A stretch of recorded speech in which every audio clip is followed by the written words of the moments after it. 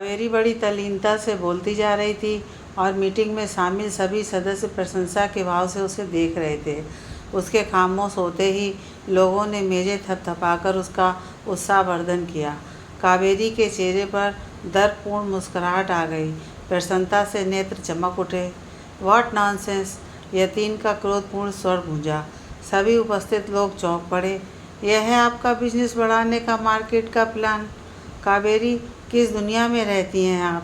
कौन कहेगा कि आप कंपनी के इतने महत्वपूर्ण पद पर बैठी हैं?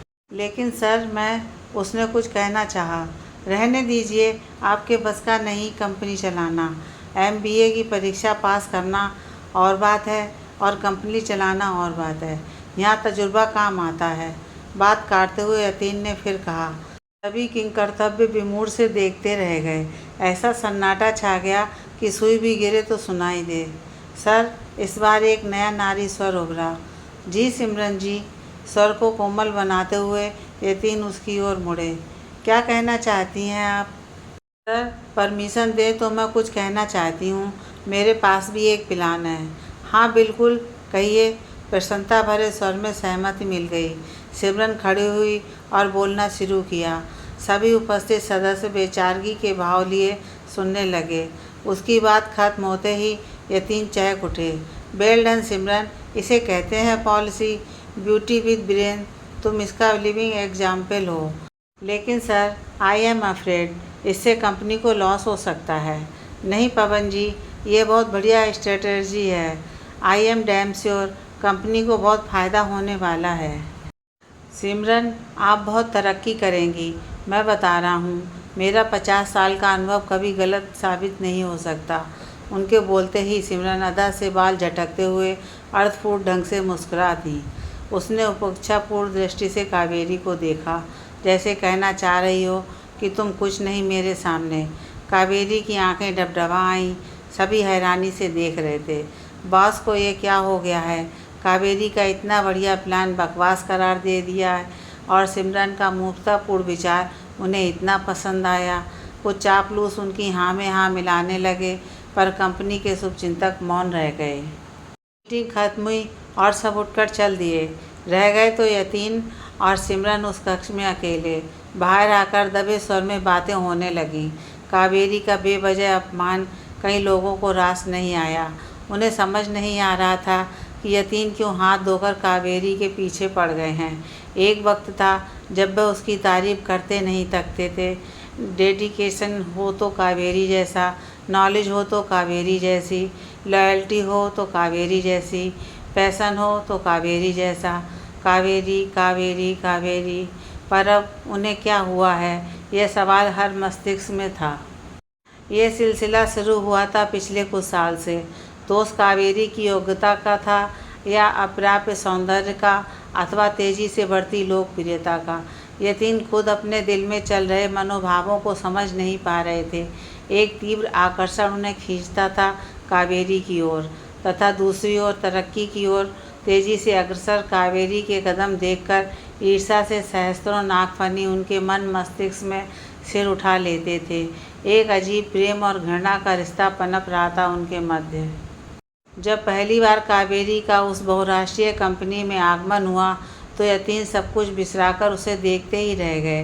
दूध में शहद सी रंगत, लंबी काली केश राशि, तीखे नाक सुगठित तनभंगी देह, बुद्धि प्रदीप्त चेहरा। एक बार निगाह पड़ती तो दृष्टि हटाने का मन नहीं करता। लगता था जैसे उम्र को उसने कैद कर लिया है। उसका आकर्षण हर एक को अपनी ओर खींचता था। किसी के लिए भी यकीन करना मुश्किल था कि वह 2 युवा होते बच्चों की माँ है। कम उम्र में विवाह और फिर जल्दी जल्दी 2 बच्चे।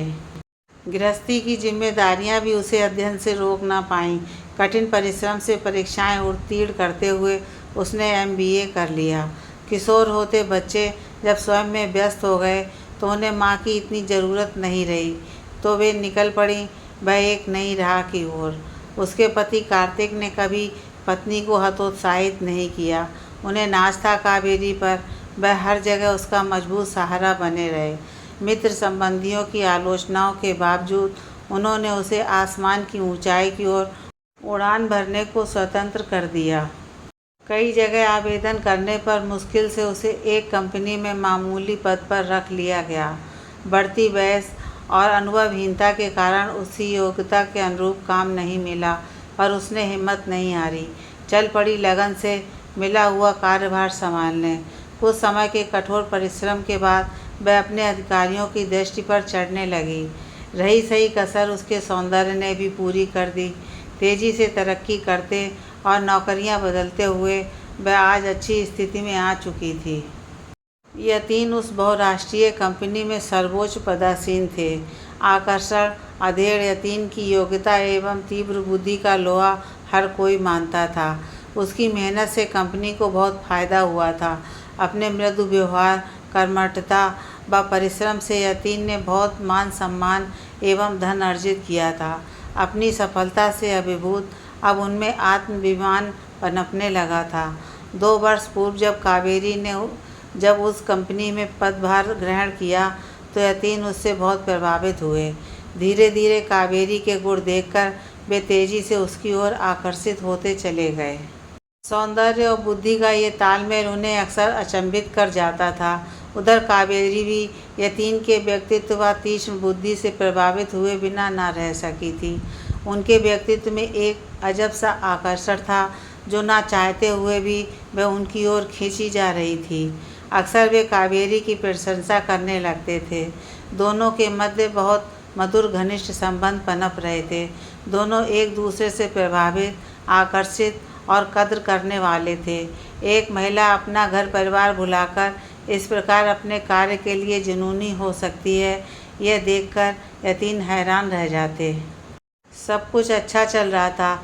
यतीन के आदेशानुसार कावेरी का 41वां जन्मदिन बड़े उल्लास के साथ मनाया जा रहा था।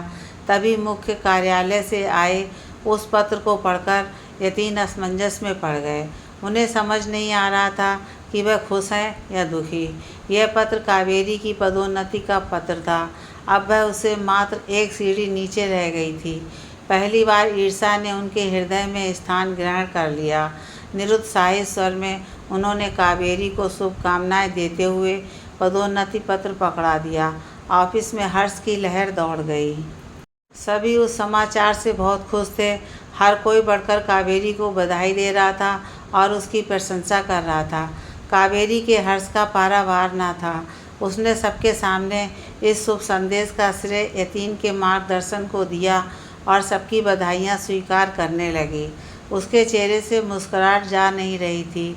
आज वो सबके आकर्षण का केंद्र बिंदु थी।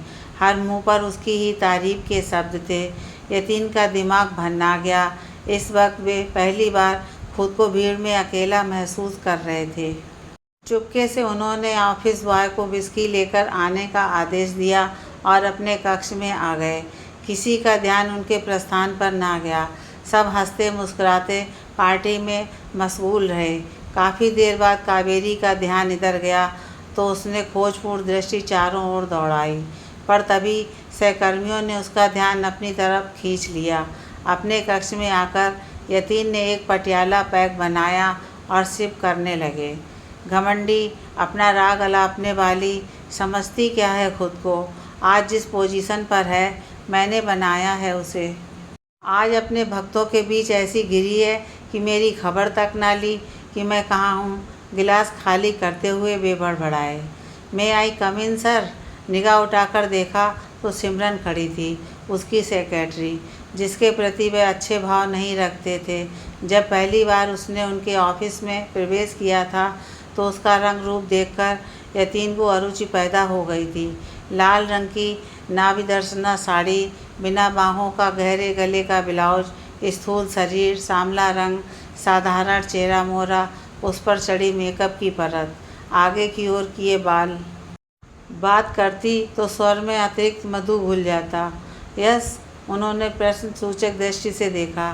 सर, आप पार्टी छोड़कर यहाँ क्यों आ गए? कुछ नहीं, थोड़ी तबीयत ठीक नहीं। सर, कावेरी जी के प्रमोशन का क्रेडिट आपको जाता है। अगर आपने उन्हें इतना सपोर्ट न किया होता तो आज वो ये दिन ना देख पाती। सिमरन के वाक्य पर पहली बार उन्होंने उसे दिलचस्पी से देखा। No, she deserve it.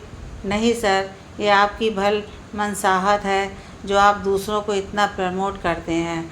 आप जैसा बॉस किस्मत से मिलता है। कावेरी जी खुद किस्मत है जो आप उनकी ज़िंदगी में आए। आपकी निगाह पत्थर पर भी पड़ेगी तो वह हीरा बन जाएगा। वे अर्थपूर्ण निगाह से देखते रहे और वह बोलती जा रही थी। ये बात और है कि कावेरी जी से अपनी योग्यता समझती हैं। उनमें अब काफ़ी गुरूर आ गया है। उनकी जगह मैं होती तो आपकी पूजा करती। मैं तो खुद को बहुत लकी समझती हूँ कि आप मेरे बॉस हैं। तभी दरवाजे पर किसी ने नॉक किया और दोनों उधर देखने लगे। कावेरी ने प्रवेश किया और सिमरन को प्रश्नसूचक दृष्टि से देखा। मैं चलती हूँ सर, अपनी तबीयत का ख्याल रखिएगा, कहते हुए सिमरन वहाँ से निकल गई। तबीयत? क्या हुआ सर तबीयत को? कुछ नहीं कावेरी, माइग्रेन का दर्द है शायद। तुम जाओ, आज की हीरोइन तो तुम हो, पार्टी में तुम्हारा होना ज़रूरी है। पार्टी ओवर हो गई। मैं देखने आई थी कि आप कहाँ गए। एक पल वो रुकी, फिर गिलास उनके हाथ में से लेती हुई बोली, आज आप ऑफिस में ड्रिंक कर रहे हैं? वह हैरान थी, इससे पहले ऐसा कभी नहीं हुआ था। अब बस करिए यतीन, आपकी तबीयत और बिगड़ जाएगी। आज तो दोहरी खुशी का दिन है कावेरी, तुम्हारा जन्मदिन और उस पर प्रमोशन। आज तो डबल सेलिब्रेशन है, कहते हुए उन्होंने कावेरी के दोनों हाथ थाम लिए। एक पल को दोनों की दृष्टि मिली। वह उन तीखी निगाहों को सह न पाई और पलकें झुका लीं। चुंबन के तीव्र आवेग में वह किसी किशोरी की तरह सिहर उठी। यतीन मानो पागल हो उठे। तभी मेज पर रखा गुलदस्ता गिर गया और कावेरी चौंक पड़ी। तेज धक्के से स्वयं को यतीन की कैद से आज़ाद किया और रुमाल को चेहरे पर फिराती हुई बोली, बहुत देर हो गई, सभी जा चुके हैं, हमें भी अब चलना चाहिए। यूँ सुलगाकर मत जाओ कावेरी, मैं दीवाना हो गया हूँ तुम्हारा। मैं पागलों की तरह तुम्हें चाहता हूँ। जानता हूँ कि तुम भी मुझे चाहती हो। नहीं, ये गलत है। मेरे मन में ऐसा कुछ नहीं। मैं आपकी बहुत रिस्पेक्ट करती हूँ। Respect my foot. झूठ मत बोलो। मैंने पढ़ी है तुम्हारी आंखों में अपने लिए चाहत। ये सच है यतीन, हम अच्छे मित्र हैं, पर इससे आगे बढ़ना ठीक नहीं। चिंगारी भड़की तो हमारे घर तबाह हो जाएंगे। मुझे परवाह नहीं, पर मुझे है। ठीक है, चाहत पर बस नहीं, लेकिन मैं मर्यादा का उल्लंघन कभी नहीं कर सकती। चलती हूँ, गुड बाय, कहकर वह तेज़ी से बाहर निकल गई। सिमरन ने उसे जाते देखा तो सोचने के अंदाज में आंखें सिकोड़ लीं। फिर जैसे उसे सब स्पष्ट होता चला गया। समझने के अंदाज में उसकी आंखों में एक चमक जाग गई। यतीन ने फिर विस्की से गिलास भरा और गटागट पीने लगा। आंखों में कावेरी का सुंदर चेहरा घूम रहा था। आवेश से चेहरा लाल हो रहा था, नसें तनी हुई थीं। सर, सभी जा चुके हैं, कावेरी मैडम भी। आप भी उठिए ना, वरना आपकी तबीयत और ख़राब हो जाएगी। आप जाइए सिमरन, मैं अभी यहीं रुकूंगा। नहीं सर, मैं आपको इस हालत में छोड़कर नहीं जाऊंगी। कावेरी जी जाते हुए बड़े गुस्से में थीं। न जाने क्या बात थी। क्रोध की लहर सी यतीन के चेहरे पर दौड़ गई। उन्होंने फिर से गिलास भरा। नहीं सर, अब और नहीं। आज आपको क्या हो गया है? सिमरन, जाइए आप यहाँ से। आवाज़ तेज़ हो गई थी। नहीं सर, मैं आपको इस हालत में छोड़कर नहीं जाऊँगी। आप बहुत परेशान लग रहे हैं। बाकी किसी को आपकी फ़िक्र हो या ना हो, पर मुझे है, कहते हुए वह काफ़ी नज़दीक आ गई। यतीन ने गौर से उसे देखा। आज वो चेहरा काफ़ी आकर्षक लग रहा था। एक बार सर से पाँव तक उसे देखा। उसकी शारीरिक भावभंगिमा से आमंत्रण का भाव था। नशे का खुमार और कावेरी के प्रति क्रोध, सबने मिलकर सोचने की शक्ति छीन ली थी। अवरोध कुछ था नहीं। हृदय की जलन हावी होने लगी और वे इससे छुटकारा पाने को आतुर हो उठे। सिमरन उनके प्रति सदैव हो उठी। आवेग अपना कूल तोड़ उठा। अगले दिन कावेरी यतीन के सामने आने से बचती सी रही। उन्होंने भी उस ओर रुख न किया। सिमरन के चेहरे पर आज एक अलग चमक नज़र आ रही थी। कई बार वो बॉस के कक्ष में गई। लंच भी दोनों ने साथ ही किया। इसके बाद कावेरी की ज़रूरत यतीन को मुश्किल से ही पड़ती और सिमरन उनके जीवन का आवश्यक अंग बनती जा रही थी। एक फ़र्क यह भी आया था, कि अब जब तब वे कावेरी का सबके सम्मुख अपमान करने लगे। आहत हुई कावेरी ने स्वयं को काम में झोंक दिया। उस पर काम एक जुनून बनकर हावी हो गया था। घर को वह बिल्कुल भूल चुकी थी। बच्चे तो स्वयं में इतने व्यस्त थे कि उन्हें फर्क नहीं पड़ता, पर कार्तिक खुद को उपेक्षित महसूस करने लगे थे। उन्हें कावेरी का पागलपन, उसकी कुंठा समझ आ रही थी, पर वह खामोश थे। बुद्धिमती पत्नी पर विश्वास था उन्हें। जानते थे कि जब भी वह कुछ करना चाहती है तो खुद को भी भूल जाती है। बड़ी मेहनत से वह उस मुकाम पर पहुंची थी। सफलता की कीमत तो चुकानी ही होगी, ये दौर भी गुजर जाएगा, ऐसा सोचकर उन्होंने अपने मन को समझा लिया था। कावेरी अपने केबिन में बैठी काम कर रही थी कि तभी एक व्यक्ति ने मुलाकात का समय लिया। आगंतुक बड़ी उम्र का लग रहा था। सर पर बिरर होती केश राशि, दुबला पतला शरीर, चेहरे पर मायूसी और विषाद के भाव। उसने स्वयं का परिचय सिमरन के पति के रूप में दिया। कावेरी आश्चर्य में पड़ गई। आप शायद गलत जगह आ गए हैं, मैं अभी आपको सिमरन के केबिन में भिजवाती हूँ, कहते हुए उसने घंटी बजा दी। नहीं, आपसे ही मिलने आया हूँ। मुझसे क्या काम पड़ गया आपको? जी, कहने में तकलीफ़ होती है, पर सिमरन घर बर्बाद करने पर तुली हुई है। हर जगह उसके और बॉस के संबंधों की बातें हैं। मुझे बाहर निकलने में शर्मिंदगी होती है। इससे मैं क्या कर सकती हूँ? आप उसे ही समझाइए ना। आपको क्या लगता है मैम, क्या मैंने कोशिश ना की होगी? पर वो तो कुछ सुनने को तैयार ही नहीं। उसे ख़ानदान की इज्जत की कोई चिंता नहीं रही अब। पर ये तो पति पत्नी का मामला है, इसमें मैं क्या कर सकती हूँ? आप उसका ट्रांसफ़र करवा दीजिए, उसे टर्मिनेट कर दीजिए। कुछ तो कीजिए, मैं बड़ी उम्मीद लेकर आया हूँ। आप शायद भूल गए हैं कि यहाँ के बॉस यतीन जी हैं, उनका ही ऑर्डर वैल्यू करता है। मैं उनकी सबऑर्डिनेट हूँ।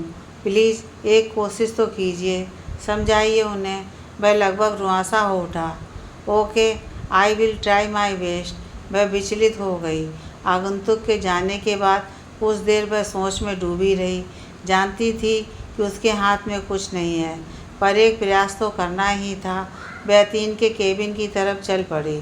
ऑफिस बॉय ने बताया कि बॉस अभी बिजी हैं, पर वह समझ गई कि यतीन ने सिर्फ बहाना बनाया है। ऐसा पहले भी कई बार हो चुका है, पर आज वह बिना बात किए वापस नहीं जाने वाली थी। वह बिना कुछ कहे गुस्से में अंदर आ गई। देखा, यतीन बड़े रिलैक्स मूड में हंसकर किसी से बातें कर रहे हैं। कावेरी को देखकर वह चौंक गए और फ़ोन बंद कर दिया। आप यहाँ कैसे? मैंने कहा था ना कि मैं बिजी हूँ, तल्ख स्वर उभरा। आप ऐसा कौन सा ज़रूरी काम कर रहे थे जो मुझसे 2 मिनट बात करने की भी वक्त नहीं है आपके पास? कावेरी का भी स्वर तीखा हो गया। मैडम, ये कंपनी मैं चला रहा हूँ, इतने वर्षों से काम करता हूँ। मुझे प्रमोशन तोहफे में नहीं मिलते, तो आपका मतलब है कि मुझे योग्यता के दम पर नहीं बल्कि तोहफे में प्रमोशन मिला है? यह तो आप ही बेहतर जानती होंगी कि मालिकों ने किस एवज में आपको इतनी जल्दी तरक्की दी है। वे व्यंग से मुस्कराए। छी, आप ईर्ष्या में इस कदर नीचे गिर सकते हैं, मैं सोच भी नहीं सकती थी। हर औरत सिमरन नहीं होती। बाय द वे, उसका हस्बैंड आया था और अपना घर बचाने की भीख मांग रहा था मुझसे। आप दोनों के बीच जो चल रहा है, इसकी चर्चा हर जुबान पर है। ये सब घटिया बातें करने वाली तुम हो कावेरी, तुमने ही ये अफवाह उड़ाई है। मैं आपका बहुत सम्मान करती हूँ, पर आप उस लायक नहीं, कहते हुए वह बाहर निकल गई। क्षोभ से मस्तिष्क ने काम करना बंद कर दिया। उसके कठिन परिश्रम और योग्यता पर प्रश्न चिन्ह लगाया गया था। अब यहाँ रुकना उसे भारी लगने लगा। घर आकर उसने खुद को स्टडी में बंद कर लिया। जब डिनर के लिए भी बाहर ना निकली, वो कार्तिक को चिंता होने लगी। झुमकी बुलाने गई तो उसने भूख ना होने की बात कहकर मना कर दिया। अब कार्तिक ने जाकर दरवाज़ा खटखटाया। पहले तो वह कुछ ना बोली, पर जब कई बार दस्तक दी तो उसने दरवाज़ा खोल दिया। उसका चेहरा देखकर कार्तिक विचलित हो गए। क्या हुआ कावेरी? उसने कोई जवाब ना दिया, सिर्फ एक बार निगाह उठाकर पति की ओर देखा। उन आँखों में गहरी पीड़ा के भाव थे। देखकर लग रहा था कि वह ज़बरदस्त झंझावत से गुजर रही है।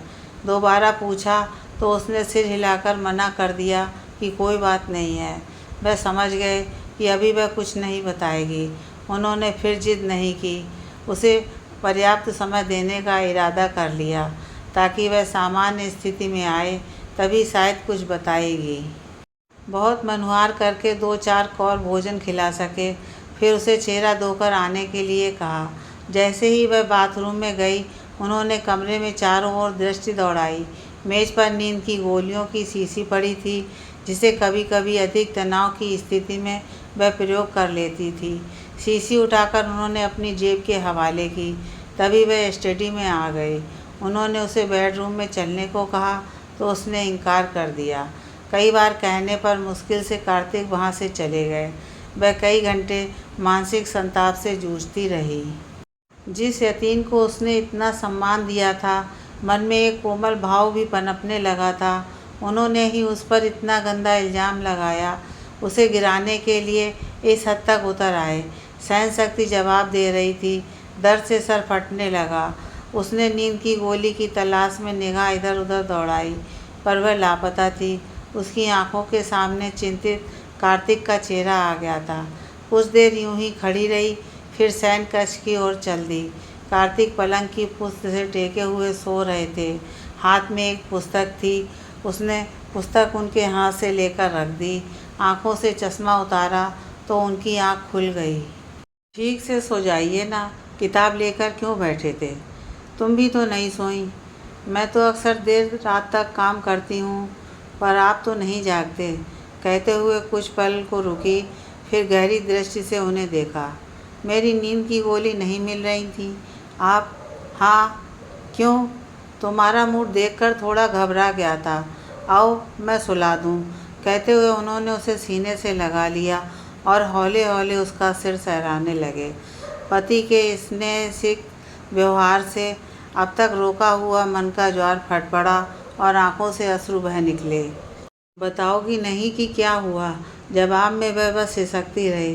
कार्तिक ने दोबारा प्रश्न नहीं किया। दूसरे दिन ऑफिस जाने का मन नहीं किया।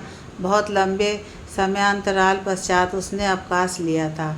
आशंकित कार्तिक ने भी उस दिन छुट्टी ले ली। उसने उन्हें बताया तो कुछ नहीं, पर पति की चिंता उसे बहुत भली लगी। 2 दिन बाद एक मीटिंग अटेंड करते हुए ऑफिस गई तो देखा सभी सहकर्मी एकत्रित हैं और यतीन उन्हें संबोधित कर रहे हैं। आज बड़ी खुशी का दिन है। सिमरन, जिसे मैं अपनी बेटी का दर्जा देता हूँ, का जन्मदिन है। अपनी मेहनत से उसने कम समय में ही बड़ी सफलता हासिल की है, तो लंच टाइम में एक छोटी सी पार्टी मेरी तरफ से। कावेरी के मुंह में जैसे कुनैन सी कड़वाहट भूल गई। इतनी कुत्सित मानसिकता, इतने विकृत रिश्ते। बड़ी मुश्किल से तो 2 दिन बाद वह खुद को शांत कर पाई थी, पर ऑफिस आते ही लगने लगा जैसे दिमाग फट जाएगा। थोड़ी देर तो वह लैपटॉप खोलकर बैठी रही, काम में दिल लगाने की कोशिश करती रही। फिर जब बर्दाश्त करना कठिन लगने लगा तो उठकर घर चल दी। दूसरे दिन सभी चौंक गए जब खबर मिली कि सिमरन की फिर से तरक्की हो गई और कावेरी की वार्षिक रिपोर्ट संतोषजनक नहीं पाई गई। मैम, समझ नहीं आता कि सिमरन ने ऐसा क्या जादू कर दिया है सर पर, जो उन्हें उसकी हर बात अच्छी लगती है और आपका बेवजह अपमान करते रहते हैं। सहकर्मी अशोक आक्रोश में था। कुछ नहीं अशोक जी, अब वक्त आ गया है कि मुझे इस कंपनी से विदा ले लेनी चाहिए। तो हम भी यहाँ नहीं रहेंगे मैम। देख लीजिए, जैसा ठीक लगे। वैसे भी जो हालात बन रहे हैं, मुझे नहीं लगता कि मेरे जाने के बाद मेरे करीबी समझे जाने वाले लोग यहाँ ज़्यादा दिन तक टिकने दिए जाएंगे। यतीन को जब सूचना मिली कि कावेरी को दूसरी कंपनी में बेहतर सैलरी और पद मिल रहे हैं, तो उन्हें गहरा आघात सा लगा। अब कावेरी पद प्रतिष्ठा में उनके समकक्ष हो गई थी। अब उनका अहम प्रतिकार के लिए व्याकुल हो उठा। उन्होंने सौगंध खा ली कि इसके जवाब में वह सिमरन को खड़ा करेंगे, जिसकी पदोन्नति बहुत तेज़ी से हो रही थी।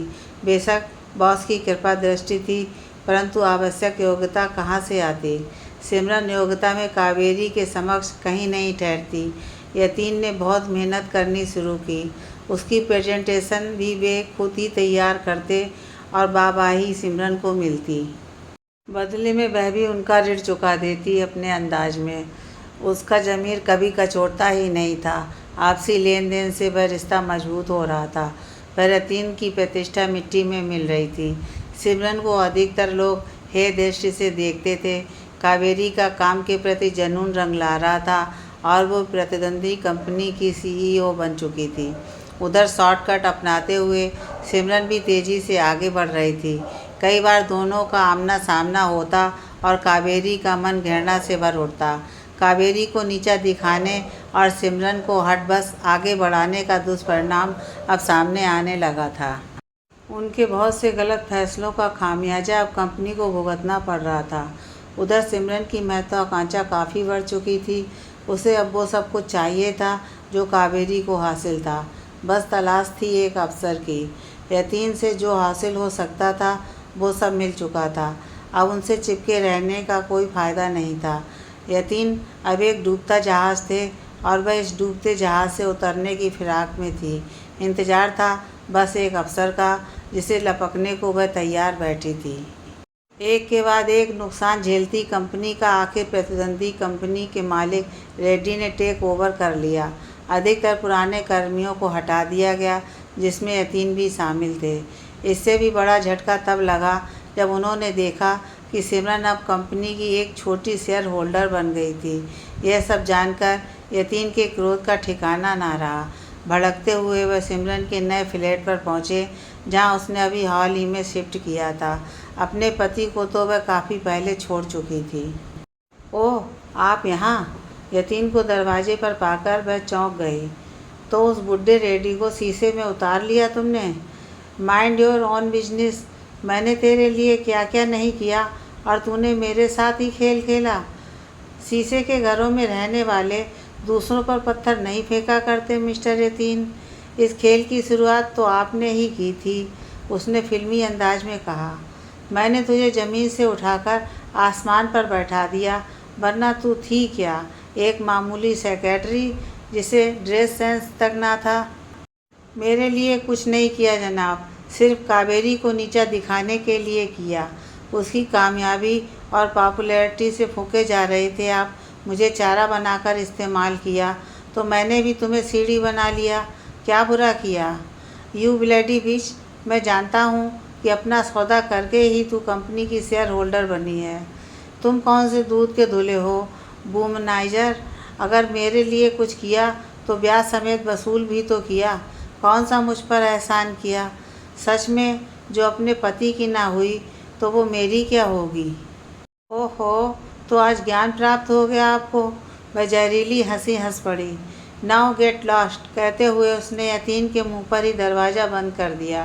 कावेरी के पास भी सारी खबरें पहुंचती रहीं कि रेड्डी ने कंपनी को टेक ओवर कर लिया है। सिमरन अब कंपनी में 2% की शेयर होल्डर है। पुराने स्टाफ की छुट्टी दे दी गई है। यतीन ने कई जगह प्रयास किए पर हर जगह उसकी बदनामी की खबर पहुंच जाती और उन्हें बेरंग वापस लौटना पड़ता।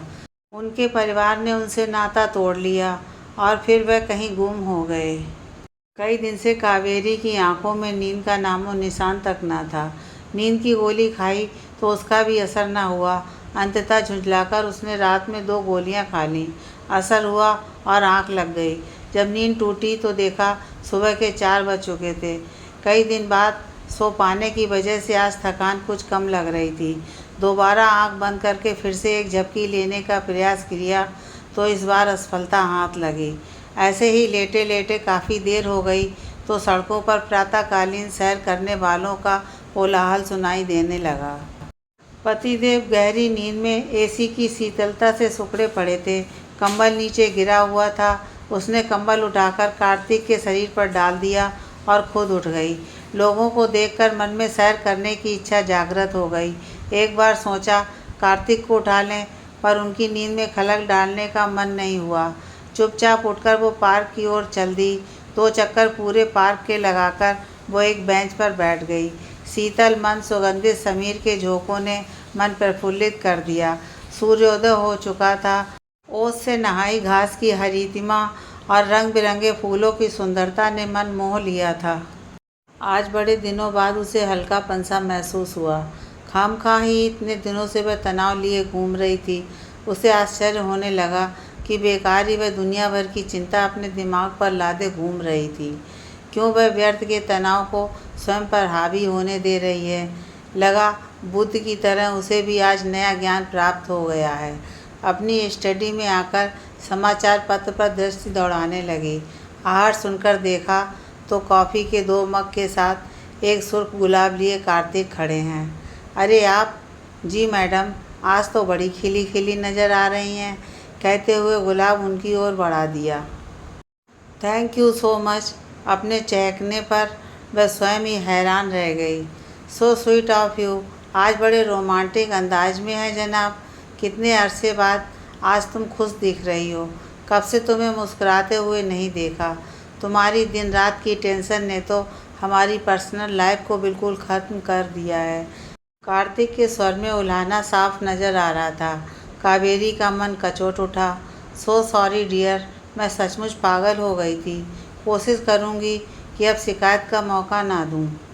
सब कुछ तो पा लिया है तुमने कावेरी, फिर ये अंधी दौड़ क्यों। छोड़ दो ये सब। जितना काम आराम से कर सको उतना करो।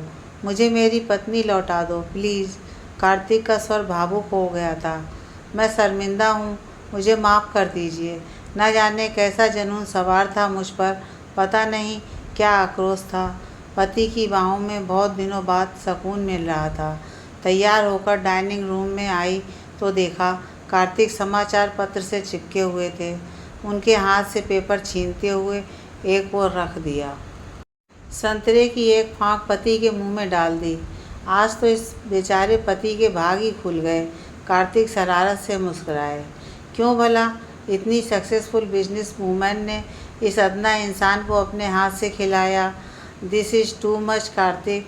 सॉरी फील कर तो रही हूँ ना, इसका मतलब ये नहीं कि आपको मेरी टांग खींचने का मौका मिल गया।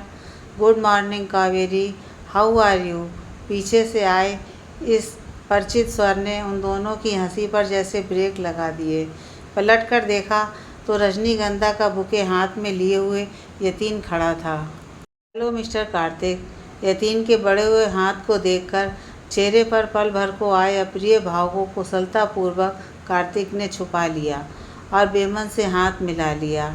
आइए Yatin ji, please take a seat. Yatin तुरंत एक कुर्सी खींचकर बैठ गया। कार्तिक के चेहरे के भाव बदल चुके थे। वातावरण में बोझिलता आ गई थी। कावेरी उसे देखे जा रही थी। चेहरे पर समझ न आने वाले भाव थे। कार्तिक की पेशानी पर बल पड़ गए थे।